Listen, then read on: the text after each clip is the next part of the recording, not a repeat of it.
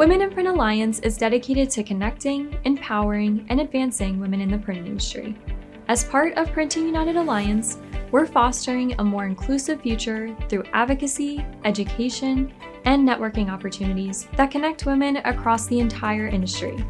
Join us as an individual to grow your career, expand your network, and access exclusive resources, or enroll your entire organization to show your commitment to supporting women in print. Become a member today at womeninprintalliance.org and help us shape the future of print. Welcome to Her Imprint, part of the Impressions Exchange. I'm Denise Gustafson, your host. This podcast celebrates the remarkable women who are transforming the printing industry.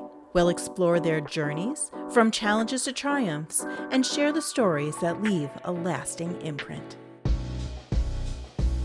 Today, I have with me Linda Fox. She's CEO and owner of Speed Pro Nashville South. So Linda, welcome.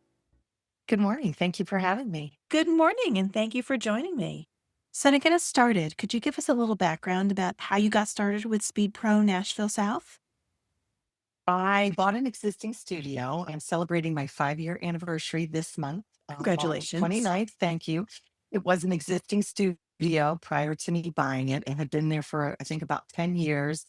And he was really hit by COVID very hard and just wanted to get out of the business. Frankly, when we bought it, it was very slow. And he was like the last person that was working there and really wanted out. Even though we bought an existing studio, there wasn't a lot of business happening with it. So we definitely had to grow it for sure. Definitely. So Speed Pro does primarily wide format, correct? Yes, we do wide format. And I've actually also gotten into doing promotional materials, and I do some small format, whatever I could do in house. And then I work with partners near me. I'm trying to become a one-stop shop when there's events in town. I have several customers that come from the UK that do their events here in Nashville. And so I try to be a one-stop shop for everyone and get them all their print needs covered and branding whenever they need. Why not, right? Yes. It's easier for them. It's probably easier for you in some ways too. They have, I hate to say this, but it's like one throat to choke. So you can help manage all of their things, especially when they're from out of the country, because that adds a layer of complication too, I would imagine. Absolutely. Yes, absolutely. Because they're coming and sometimes they ship stuff and that gets lost. And then you're trying to scramble at the end of the day and fix everything that is not right before the event. And yeah, we just try to say, hey, let us manage all of this for you. So that way, when you show up, everything is done and they're ready to go with their event. Easy peasy, right? Yeah. Yeah. So how did you get started in printing? Because I'm guessing you didn't wake up when you were a kid one morning and say, I'm going to be in printing. Actually, when I was a kid, I was fascinated with print, and I'm going to Really? date myself. Oh my gosh, I'm going to date myself because when I was little, my very first computer was a Commodore 64, and I got this program called Print Shop, and I used to sit and make everything on Print Shop. You could add graphics, and I would make cards and anything. I would print out menus for the family and all kinds of stuff. So I've always been fascinated with graphics, print, color design. I've always loved it.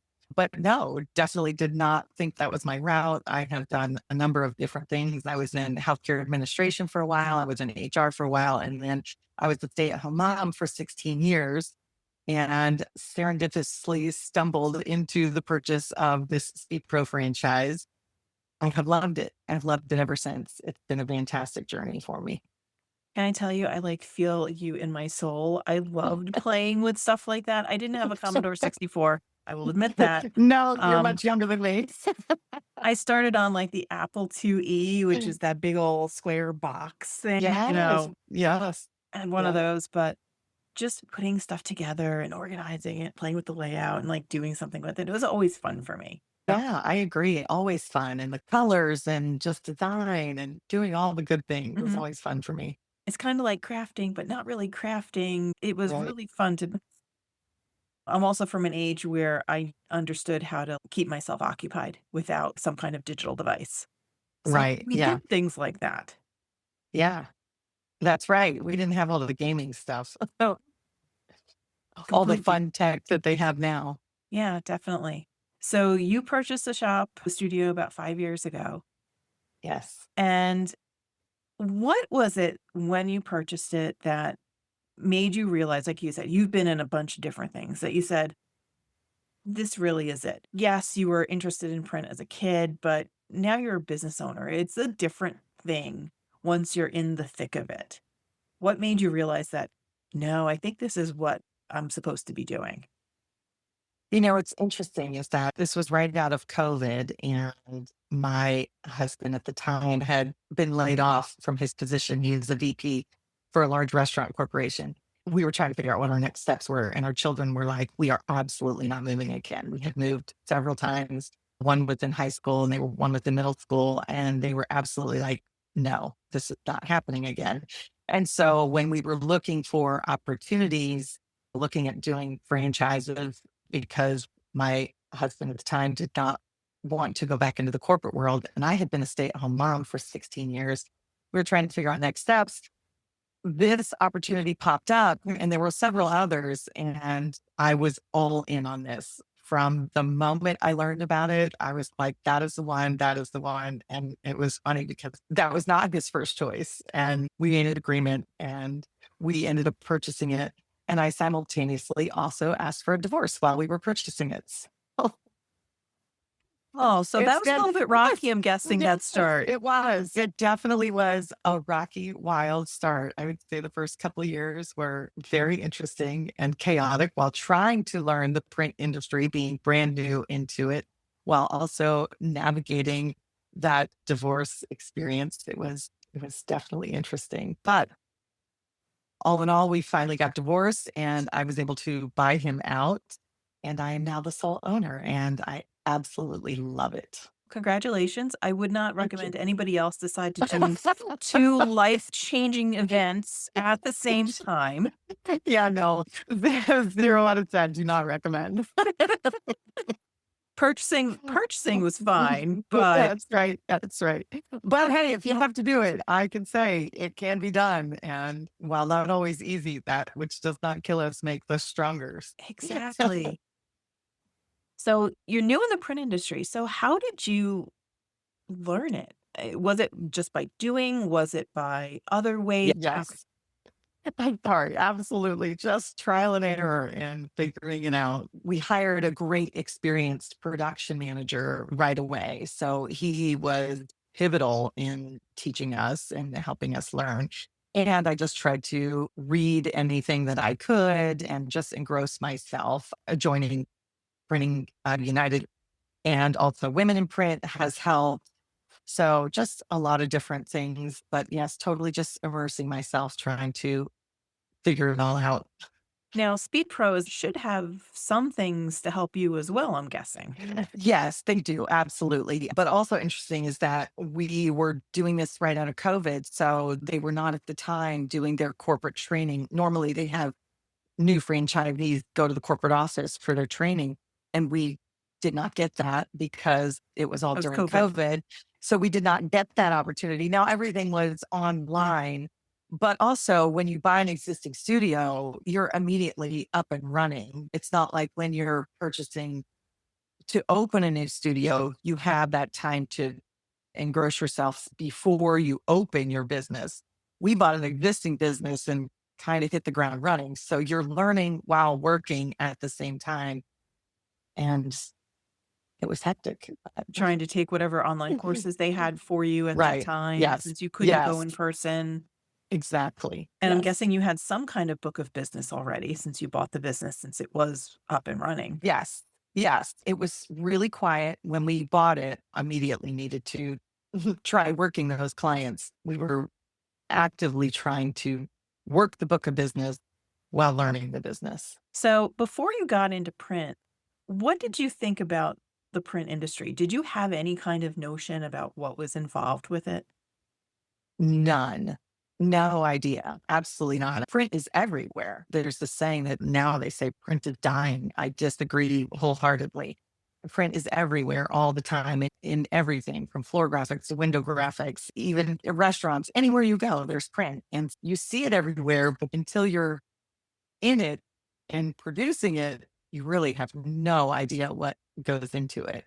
Yeah. And that's one of the fascinating things that I find is that you never have the same day. It's always different. Somebody always has a different need. And they call you and they're like, "Hey, this is my idea." And to be able to try and fulfill that idea is always fascinating and amazing for me. Yeah, it's custom graphics. They're custom Mhm, projects. You could mhm. have 2 window graphics the same day, but they could be completely different needs, sizes, Right. shapes, all of the above. Even materials, you could do a million things for window graphics. Now for you as the owner, what is it that drew you to be entrepreneurial, to really take the reins on something? Because you said you did other things and then you were a stay-at-home mom, and then you literally just jumped into this. That's my personality. I like to just jump into things. Okay. I'm fascinated, as I said, by print. And I love being able to run my own business and do things how I want them done. I really focus on customer service. That's one of the really important things to me and providing a high quality product. So just being able to really hone in on that has been pivotal for me. It's just been lovely to express myself and run my business the way that I would like to have a customer or client treat me. You know what I Mhm. mean? Like it's just to be able to be that difference, be the difference in how their customer experience is. Have you ever been that only person in the room, the only woman in a room so far? You're new in the industry, but I don't know if you've Yeah. had that experience yet. Yeah. Yes. That's interesting. I went to my first Printing United Expo in 2023. It was in Atlanta, Georgia. And it was like a last minute decision because I live in Nashville and just decided on a whim to drive down there because I was actually looking at the new equipment. And I thought it was really interesting when I was going around to the different booths looking at equipment, how disregarded I was as a woman. If a man walked up next to me, he was greeted immediately. I had to stand there and wait for someone to greet me.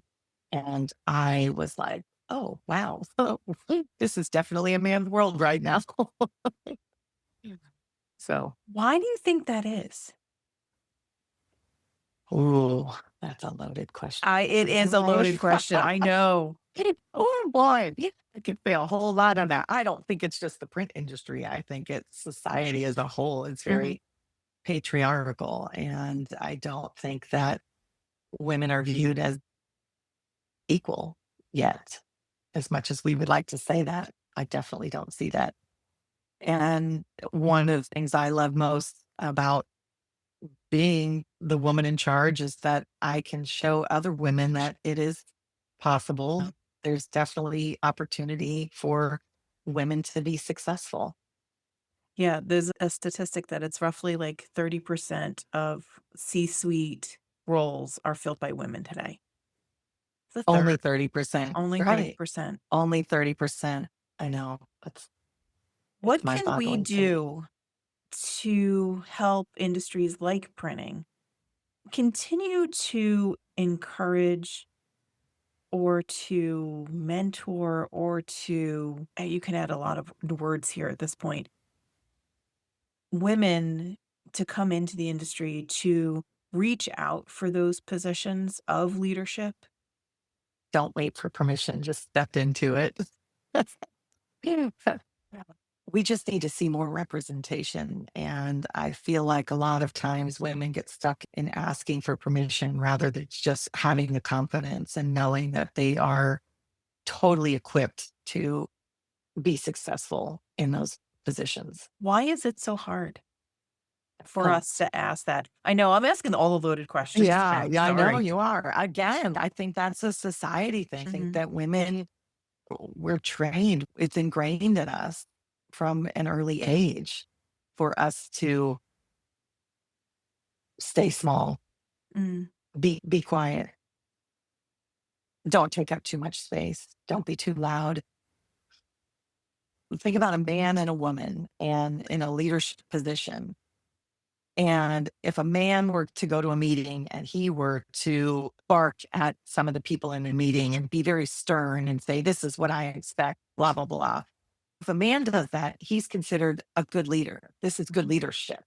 But if a woman does that, she's considered to be bossy and aggressive. And I could use a million other words that are probably not appropriate for a podcast, but this is the labels that have been placed on us by society. And I think that that really needs to change. In many ways, women entering these C-suite roles, being an entrepreneur, was not really possible until what, the 1980s, late 70s, when they could actually get business loans.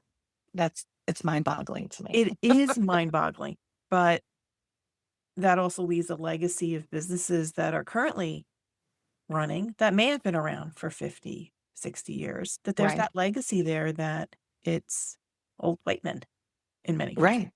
Absolutely. Because Yeah. it's unfortunately the same thing that doesn't allow other minorities maybe to have those same positions. It's absolutely 100%. Becomes an echo chamber. Yeah. How And I feel since we've done away, I was just having a conversation yesterday with somebody and they were talking about being a woman owned business. I'm working on getting that certification. There's not enough hours in a day. There's a lot of stuff to it, but I am working towards it. But at the same time, I said, I don't even know that it matters anymore because we rolled back all this DEI stuff. I don't even know that it would matter that I'm a woman owned business. It might to other women, maybe. It used to be when the reason why we had DEI was to work progressively to get more business for people, women owned businesses and minority owned businesses to help with the equality. But now that we've rolled all of that back, I don't know that matters anymore. although times change. Yes, absolutely. I would say in this moment, it doesn't matter. But yeah, No. hopefully, maybe in the future, it will be important again, because I do feel like it's important for women and minorities to be able to have some equality because there's not currently equality. Definitely. And even in the boardroom, for instance, if you have only one type of person, you're going to hear a lot of the same things because they've had Yeah, similar backgrounds. They have similar histories. They come from similar stock in some ways. But then when you open up that boardroom to women, to minorities, to different opinions, different backgrounds, different perspectives, things absolutely. change. Absolutely. That's the beauty of diversity is that you have a multitude of experience and different lived experiences all collectively come together with their voices and people get a greater understanding and get a different perspective rather than living in an echo chamber. Yeah, and it's not a matter of checking a box or anything. It's actually Right. getting them there to actually have that open discussion, to have those conversations that need to be had about how that business is being run, what they can do, because you never know what can come to that table. Absolutely. I think everybody's voice adds value. And if you're missing out on somebody's perspective, that's a missed opportunity. You could learn and grow from that difference of opinion. And I think that's how we change and how we grow as a society. Yeah, And and even in business. And that's how you learn and grow in business. And you learn to do things better and become more efficient. And at the end of the day, that's what everybody wants is you want to be more profitable. You want to be more efficient. I want my employees to be happy and I want to run a great business and I want it all to be good. exactly. And you were talking a little bit about a representation that you said it was important to have that representation in the C-suite. Why Yeah. do you feel it's important? It's important in so many ways. Number one, you have allyship. You're aligned with somebody, you have that ally there, they're a woman, and that's always nice to have that. It's comforting to have somebody else there that is relatable.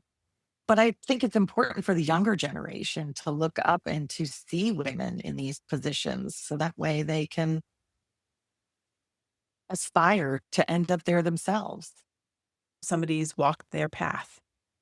Absolutely. They've Right. blazed that trail. Possible. Right. They see it's possible. Everybody needs representation because that's how, especially as children, that's how when you look up and even if you see a commercial with either a woman or a minority and a small child looks up and can identify with that, they're like, oh, I can do that. It gives them something to aspire to. It spurs their imagination for what's possible. And if there's not representation, then you just enter the echo chamber again. And it limits us collectively as a society. It becomes difficult because trying to blaze that path alone is very isolating. It's really difficult if Yes, nobody's done that before, if nobody's walked those steps before. absolutely. Yeah. You sometimes feel like you're in the good old boy club. And unfortunately, in printing, there still is some of that. Oh, definitely. Wholeheartedly. It is changing. If I had this conversation with women 5 or 10 years ago, it would be a very different conversation because it was a different market then. It was a Yeah, different industry. Things have changed. The newer generations have changed how work is and what happens. I think it's interesting to see how each generation also impacts the larger job market and the workforce. absolutely. Yes. Again, because when the younger generation comes in, they just do things so differently. And while some people might find that intimidating, older generations might find that intimidating because they know their way around and they know AI and they can do things with computers that we could never even imagine. Again, that's a perspective that we need in order to grow and learn, or else you stay stagnant. Definitely. And it's funny, you have those that are, this is how we've always done it, Right. versus the digital natives. They're new. They have new ideas. They have those new perspectives. Right. We can't live in the past. No, because if you don't, you just say stagnant. I say this all the time, even with the innovation in equipment now.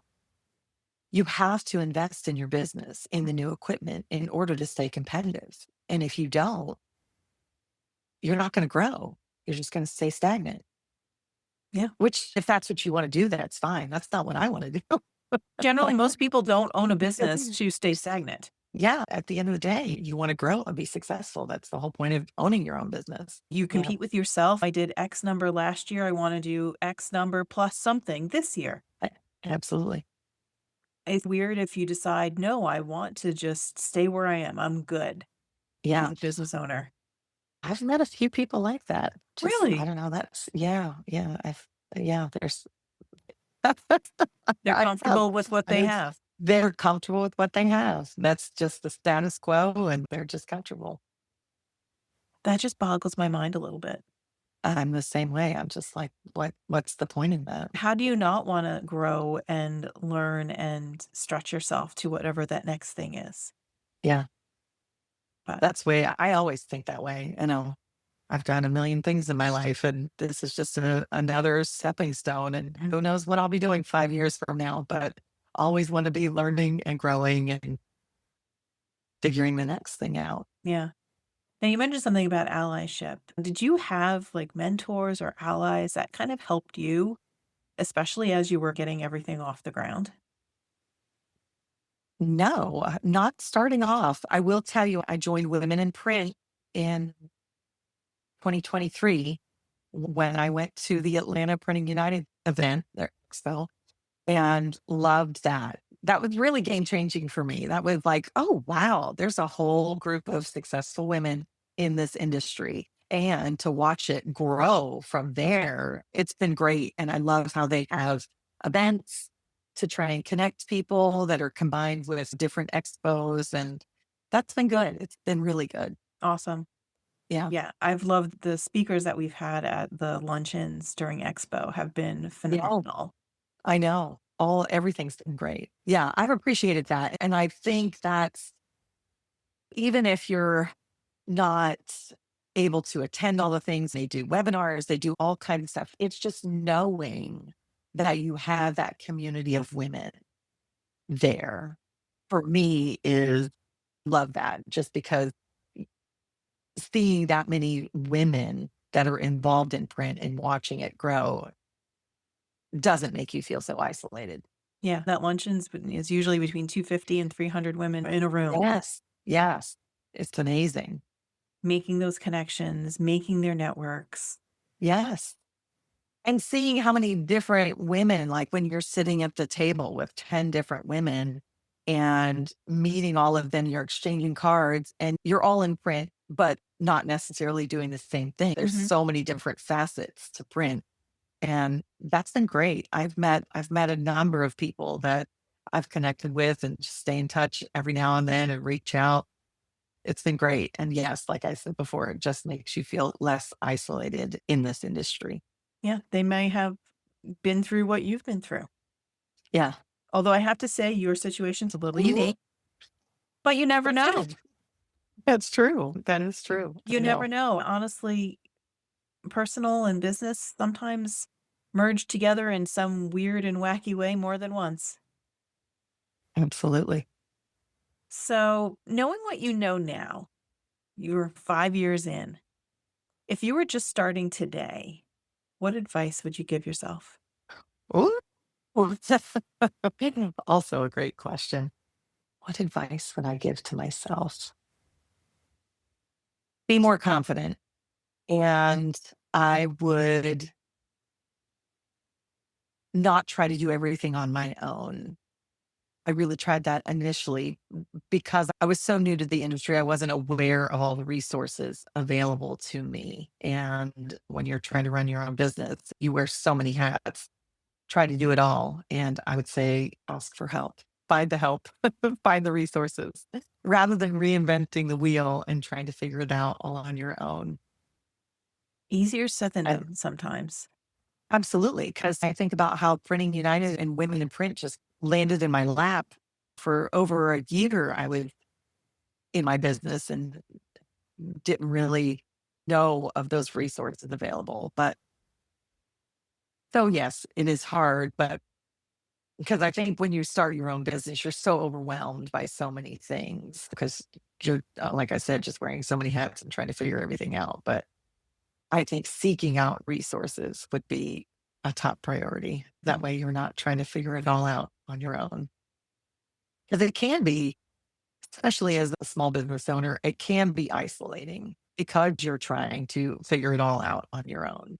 But that's one of the things that I love about the community, about Printing Alliance and Women in Print, is that there's a whole community of people out there that are so willing to share their knowledge.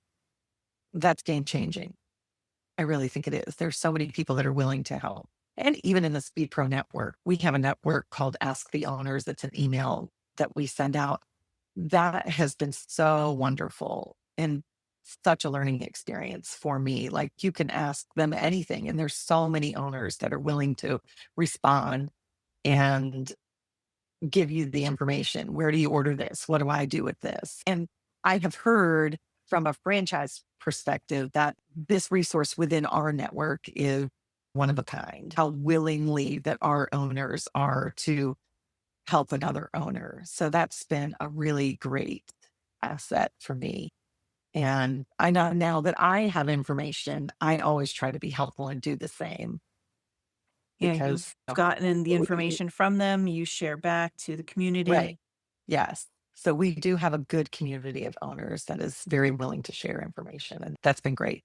which is great because sometimes you have those that want to hold that information to themselves. It's their secret sauce. It's what makes them successful. But Right. at the same time, by helping to build all of the studios in the Speed Pro network, it just makes the network stronger. It makes the Absolutely. individual businesses stronger. I think it not only makes us stronger and our businesses stronger, I think it collectively makes the print industry stronger when you share your wealth of information.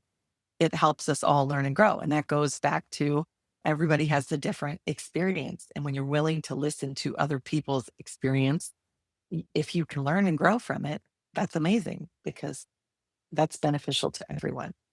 Yeah, if you can listen, great things can happen. That's right. Yeah. Linda, thank you so much for spending a little bit of time with me today. I really appreciated it. Thank you very much for having me. It was wonderful chatting with you. Thank you for joining us on this journey to celebrate and amplify the voices of women in the printing industry. If you have a story to share or know someone whose journey deserves to be highlighted, we'd love to hear from you. Together, let's continue inspiring and empowering the next generation of leaders. Until next time, keep leaving your imprint. This is Her Imprint. See you soon.